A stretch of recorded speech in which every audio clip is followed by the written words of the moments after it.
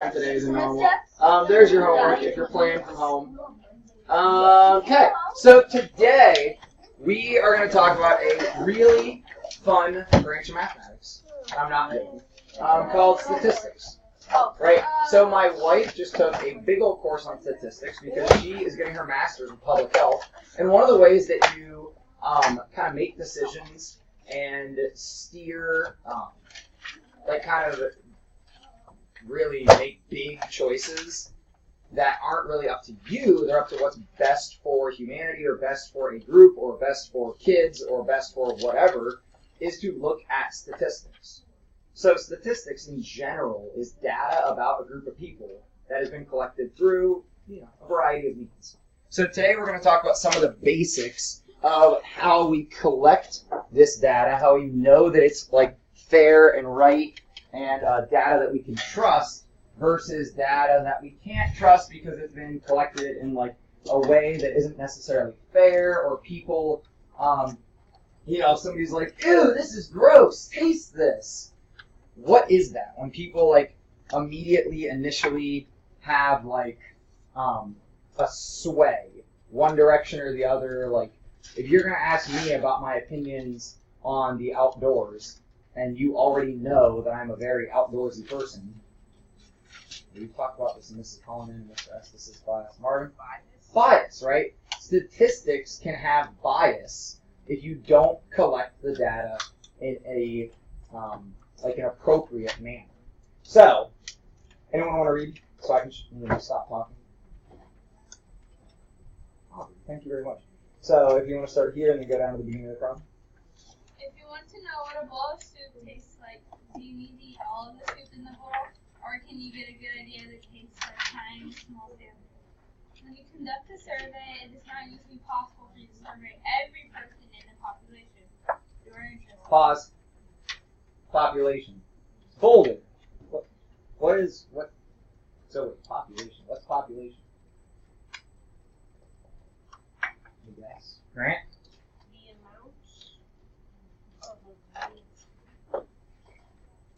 So, in your notes, do you have a header on it yet? Hopefully you do. 821.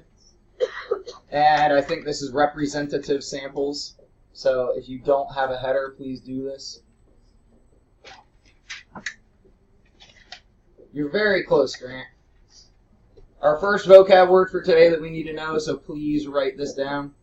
Population is everyone, but everyone in a specific group. So everyone in a group. And again, I'm trying to make your life easy and shrink down this definition as much as possible. So population is everyone in a group.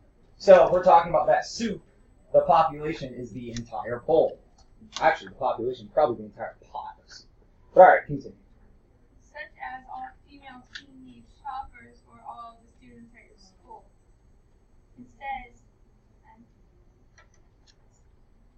statisticians collect information about a sample portion of the population. However, finding a representative sample, a sample that represents the whole population, well, is not. So, what does ISHN mean, by the way? Yeah. Specialist. So, specialist in statistics. Statistician. Sample is our next word we need to talk about. Real quick definition on that one, too. Who can give me an easy way we can remember sample?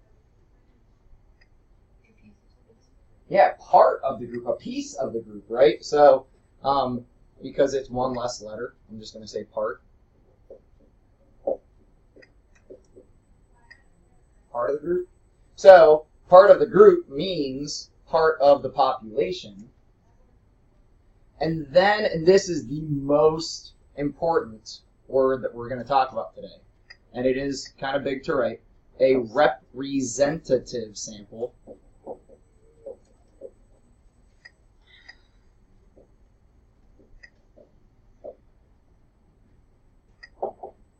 What did they say it was? What makes it representative? Sorry that a lot of this is just some vocab to start. Alex? The sample that represents the whole population, Yeah, so represents the population well. So if you can remember what a sample is, you don't need to write sample again. So this represents population well, or we could even say like well represents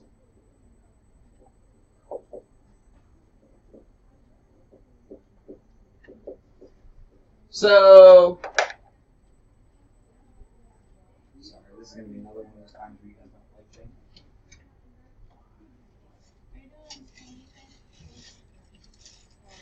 I don't have it here. So I had a giant bag of Skittles. I forgot that I took it home because I didn't eat enough here. I had a giant bag. You ever seen those like giant, like family-sized bags of Skittles? And I asked Aubrey or somebody to give a sample of the sample the Skittles, which of course, ooh, great sample. And she gets 2. Is that going to be representative of all Skittles in the bag? No. Why? Who can explain why? Blaine? Because if there's so many Skittles, you have to like split it in. Yeah, and assume we didn't know this, but what do we already know about Skittles? There's different colors, and there's more than 2. Right? There's 5, right? And for some reason they changed green to green apple. Who wants green apple? All right, but I think they might have changed it back to lime now because they realized it was a bad idea. But guys, so Skittles, we already know. Emma looks like her heart just got broken. Did you not know that? Green apple? Gross. No. So, well, actually, interesting idea. Let's say, hold on, this is perfect. This is teachable moment. Let's say I want to try to prove Emma wrong, which I don't because actually you're a very nice girl. But if I want to try to prove Emma wrong, I could say, I think green Skittle, like the green Skittle should be lime instead of green apple. And I'm going to prove this with a survey. And I go out and I survey our population. Right? I ask people, I make that, the data that I'm trying to collect is green apple versus lime, and then I could present some data. Otherwise, I'm just arguing, right? Like, so this is why we use statistics. Because then I could come back and say, well, Emma, 67% of your peers said lime is better than green apple, but I'm making that up right now, right? I have to go out and collect this data from a representative sample. So check out 29. Go ahead and read it. You guys can read on your own. So, well, if you want to read on your own, I'm going to pass them over to you. Just, read on your own, and then we'll talk about this.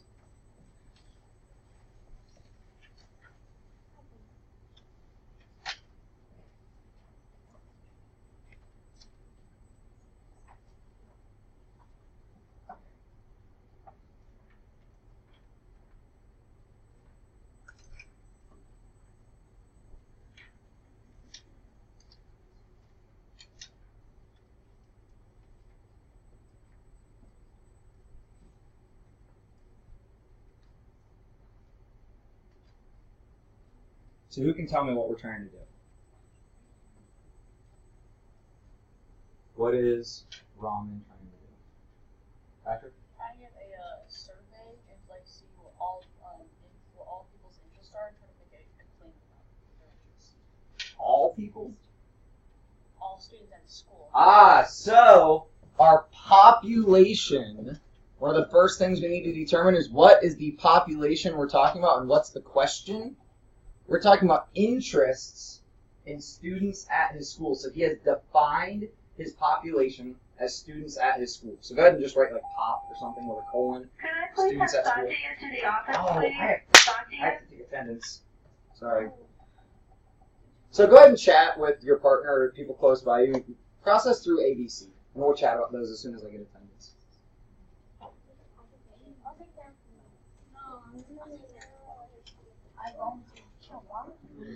I have to do it first. I don't like it when people threaten me. Like you yesterday in the lunch line. I didn't know why you were threatening me yesterday, by the way.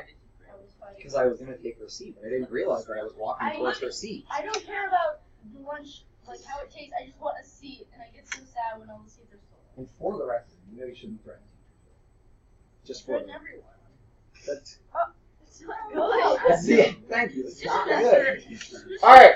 So, in A, can somebody tell me if it makes sense for Ramen to go to the grocery store and talk to people there? Ella? I said Dang. no, because if he wants to get his school,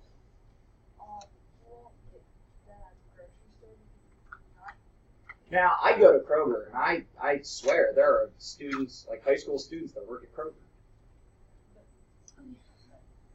But, so you can argue with me. I feel like it's not all of it. Right? I might be able to get a couple of his students there, but most of the people at the grocery store are probably not going to be Raman's classmates. So while you could collect a sample, it wouldn't necessarily be from the population.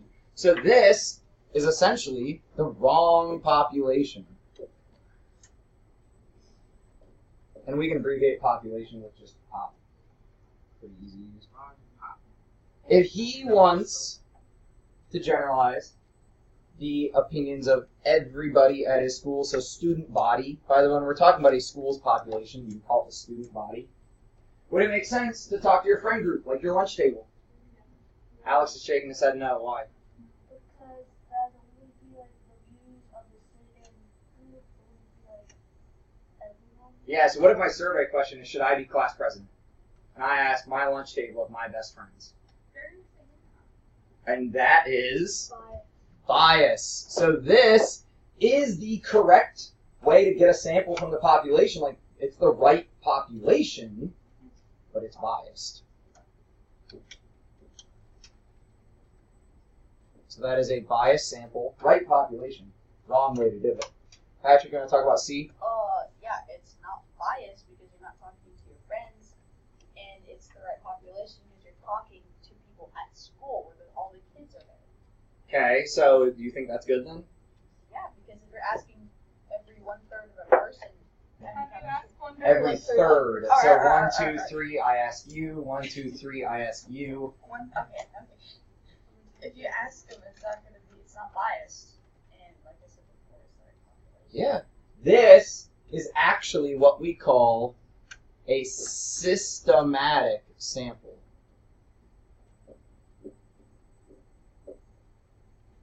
That is how you can, like, real easily, because then you don't even have to think.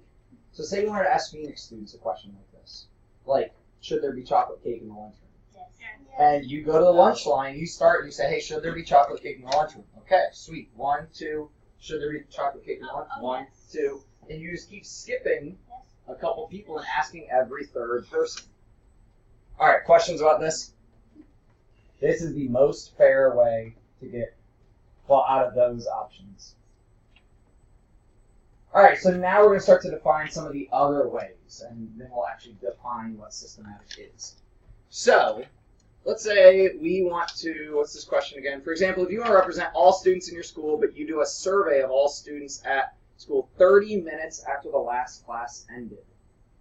So think about who might be at school 30 minutes after the last class. Okay, people that walk and just hang out maybe. Clubs. Teachers. Sports people. That's going to be biased. Right? So when you do your sampling, how you do your sampling, all of this matters. Again, we're going to try to shrink down these definitions. So when we talk about a convenience sample, what does convenience mean? If something is convenient, you go to the convenience store. Okay? It has everything that's like right there where you need it. It's right there where you need it, close by, easy.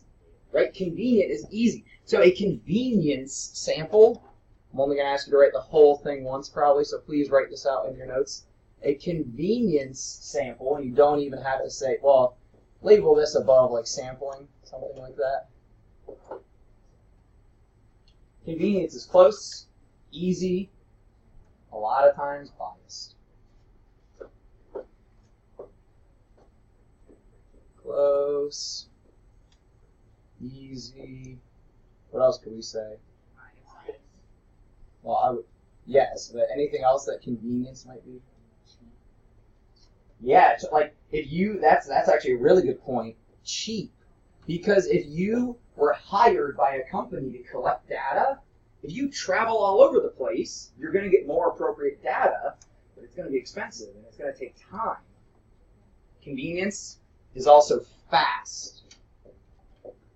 They're right there. I ask you, and you, and I'm done. Easy. Biased. Voluntary response. Anybody ever get surveys? like in your email or anything like that. Might be a bad thing if you put your email on too many websites. You get emailed a lot of surveys. Voluntary response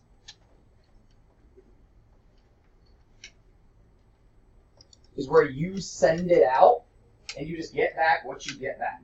So how can we say that really easy? We're going to define this in our notes. Voluntary, that's an N.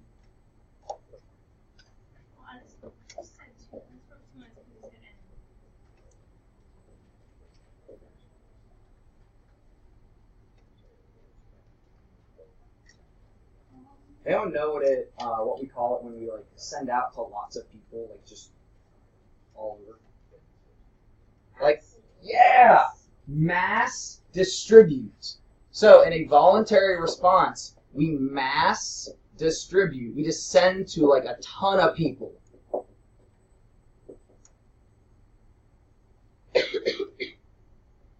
And then whoever responds, that's your sample.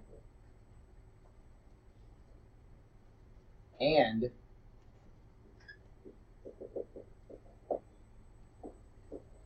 you gotta wait. You can't determine how quickly that happens unless you say like you have to reply by this date. Like the survey is only alive this long. But yeah, it's just whoever responds. Yeah, I don't get to choose who responds.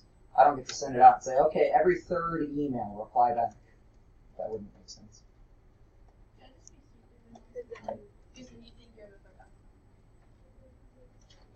Now, cluster sampling is better, but it's a little hard to understand. So, cluster sampling, you first divide your population, which in this case is our students, into smaller groups, right? Then we'll randomly pick one of the groups. So let's shrink down that definition here. So cluster sampling.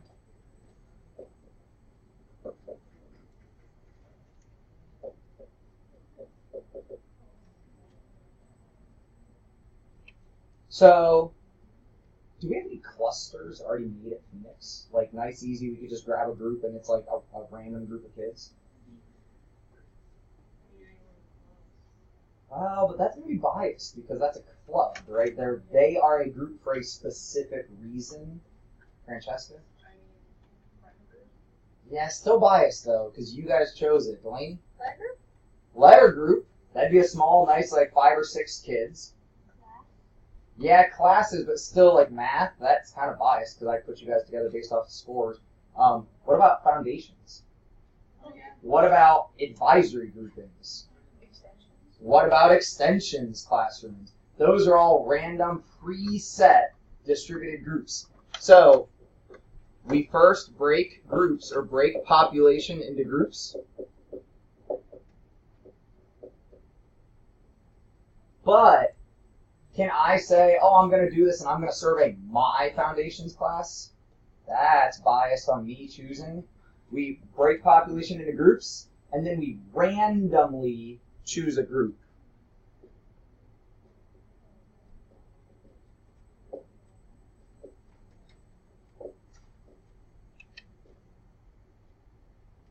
Because if I choose the group I want, I can sway my decisions. You get that right?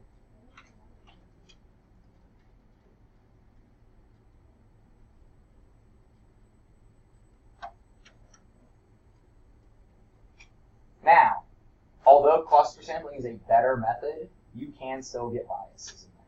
Because if I choose a club, or like, say I go do choir as a cluster, right? Instead of doing foundations, I do creative starts as my clusters. That can still create biases. Choir what? Yeah, but let me guess, you got a lot more girls than you do boys. Yeah, so that group has a bias immediately. So getting an unbiased sample is difficult. That's one of the reasons why systematic is one of the best ways to go. All right, so let's talk about what these are. A lot of your homework is just determining what kind of sample is it.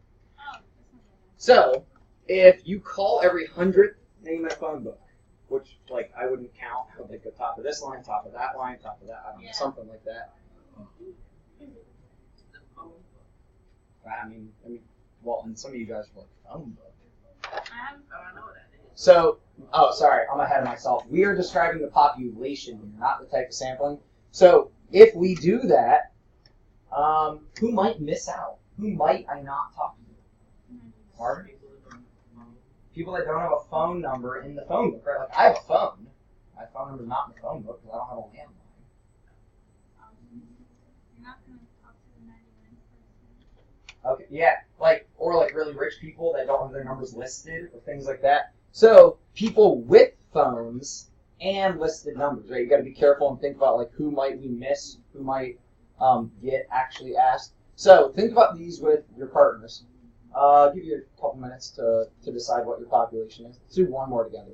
So you survey people who came to the Vote Now booth at the high school football game. Grant? You're only getting people that, one, to go to that booth, and two, attend a high school football. Yeah, so that would be game attendees.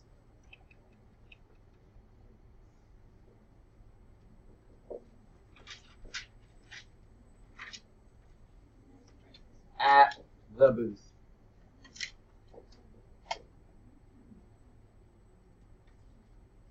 Now, and when I processed through this with Accelerated 7, somebody had said, oh, yeah, people that want to vote. That's hard to say because, I don't know, maybe they had stickers. Somebody wanted a sticker. Maybe they had keychains. So game attendees at the booth. But we miss if people don't come to the booth. They might still want to vote, but they're like, oh, I don't need to go there.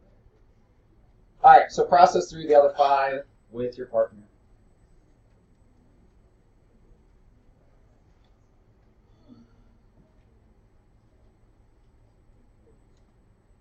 Be specific.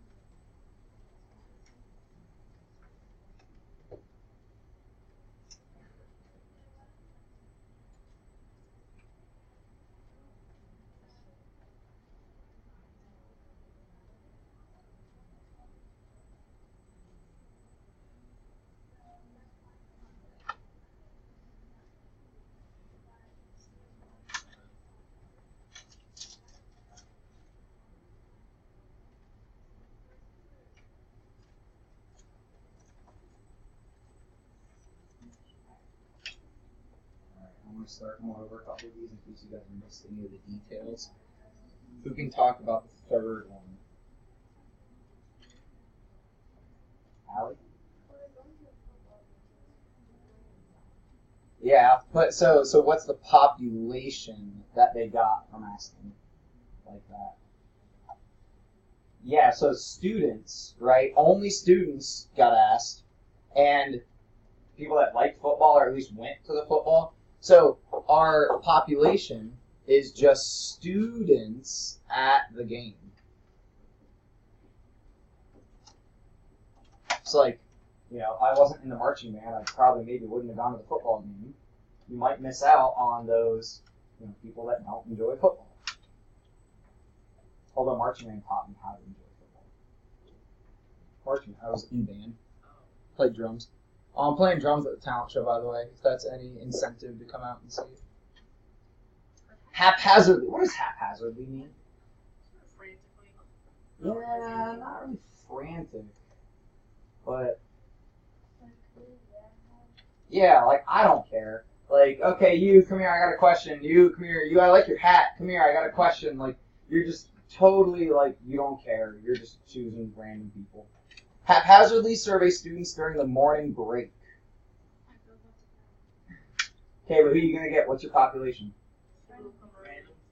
Yeah, students, in the hall or wherever he is. So, students at break, on break, whatever you want to say. Like if you went out to the commons, right? You sat on a couch. You're like, hey, come here, come here, come here, come here. And that's also pretty convenient too, right? That's an easy way to do it.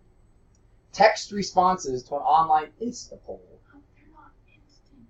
Oh, okay. Who's your population then, Patrick? Anyone who sees it? Not anyone who sees it. Anyone who signed up for Anyone what? Yeah, well, now I'm starting to feel like maybe I shouldn't have shot down Patrick's. Because so the sample wouldn't be anyone who sees it, but the population, you can argue, is anybody who saw the question, right? So our population is anyone online, but the sample is anyone who responds, right? Which could be random. We don't know. It might. And I might get a good response sample, but so I actually kind of like.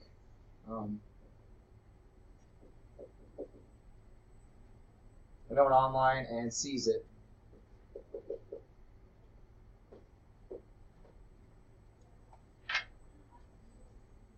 Hand out surveys in the library before school starts. Who's your population? Blaney? Yeah, students, like early students. Well, it's not. So it could be anyone who's at school. Well, if I want to survey people about like how they get to school, and the buses always arrive late, or so if you're doing it in the library before school, that's early students, but also in the library. I might not get those, kids that are walkers or kids that are in the locker bays or still wherever. Like that can bias my survey. Because what if I'm asking like, should we put student money towards a new book collection? People in the library are like, yeah, you bet, we want more books. But the football team might think differently. They might want the money to go towards pads, whereas the theater department wants it to go towards sets. So, your survey could easily be biased. Survey all students in period 1 English class.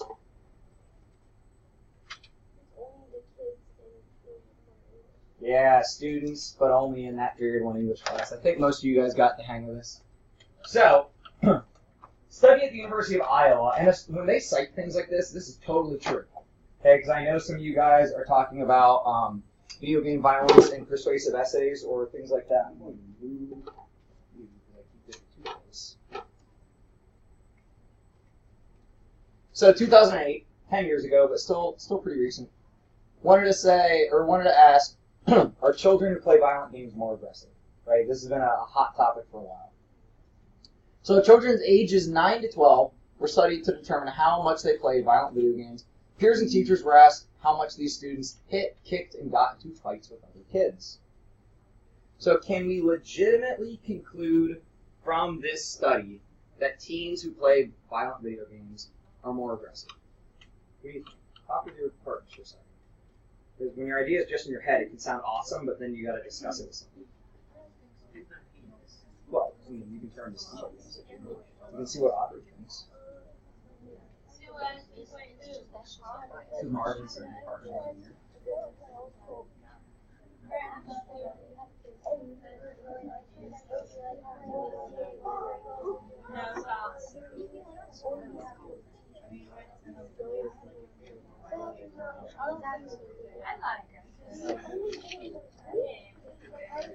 Did you play a lot of Mario? Did you play sassy video games? No. I like you guys.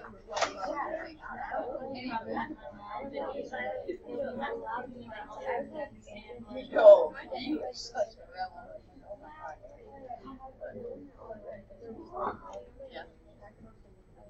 So, this study said yes, right? It concluded that they are. They are more aggressive. What do you think? Do you trust it? Do you believe it? Somebody not, Patrick? Liam? No, not really, because, like, you're only getting the kids that play violent video games and you need to compare. Ooh, we need, so that, if you want to get technical, would be a control group. If we're going to try how much do video games affect, we also need a group that didn't do it. Right? Like, if we're going to try a new cream that grows hair back, we also need a group that doesn't do it. Like, can you regrow hair on your own? Or so. We didn't have a group to compare, at least we don't know. What about who they chose as their population? Well, it also might depend on the place. Like, say, if you were in a certain area that had, like, a bunch of video game stores open, Yeah. and they had, like, different types of games, like, and it's also unbiased to what kind of games they played, if they were violent to some people or not. How long are you a child? Technically, in the eyes of the law. So you're 18, right? They concluded children are more violent because they play video. They only surveyed 9 to 12-year-olds, guys. Oh. They only chose 3 ages, or 4, but this is a biased age group, right? I'm still afraid of my parents when I'm like 9 to 12, probably maybe. Like, my aggression might not come out till later. You just have Or, emotional problems. yeah, maybe I just don't know how to handle my emotions. And it's not video games. Maybe these kids are going through puberty, and that's what makes them more aggressive. Like, this is not a large enough population. All right, now hold on. On to B. Can we legitimately conclude from this study that children aged 9 to 12 play violent video games are more likely to commit violent crimes? This is what the court always likes to, like, extend. Well, we found this, so then we can say that. Would that be valid? Okay, why not, Marvin? I mean, you're right, but... So Marvin said no. He was pretty angry about it. We're going to connect. We're going to say, oh yeah, these kids who played violent video games, we then know are more aggressive, and then that means they're going to commit violent crimes. What's this? Yeah, what's this called? Well, I'm making a... Yeah, think about Mr. Estes. Yeah, and it's a fallacy, right? I have I forget how you say it, but like my argument has all sorts of holes in it that doesn't make sense. Right? That's not valid. We would need a lot more data. We need a broader population. Could we conclude? Sorry, I forgot I can't scroll that right now. That they're more likely to hit or kick or whatever in school. This survey that we conducted, video games, violence, 9 to 12-year-olds are more likely to kick and hit each other. Can we? Yeah. No, Why not? because there are other variables. I mean, like they could be going through puberty.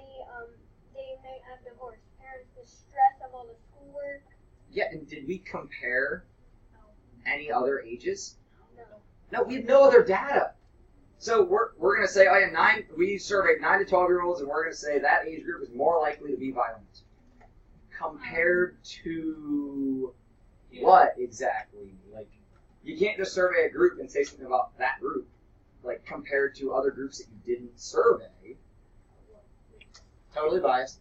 And can we legitimately conclude from that playing a lot of violent video games will cause 9 to 12-year-old students to become more violent at school? Francesca? Only the certain group that they tested. Like, there are a bunch of other 9 to 12-year-olds all over the world that they haven't tested. Yeah, right. So maybe they found in this group, yeah, there was a correlation. Violent video games caused them to be violent. But does that mean they weren't already going to be violent? Did the games make that happen? I know that they No. can't ask any sort of questions that are like besides video games. Yeah, that's like taking a survey of students who knit and asking, are they also violent? And then saying knitting causing, like, they're correlating two things that might not necessarily lead to one another. So be very careful how we collect data. Be very careful how we sample. Always watch for biases. Let me check if there's anything else important that we need to talk about. That we were going to end for... All right, we're done. Head out to Creative Start. Thank you, guys. Oh, we are? I have another class coming in after a different class.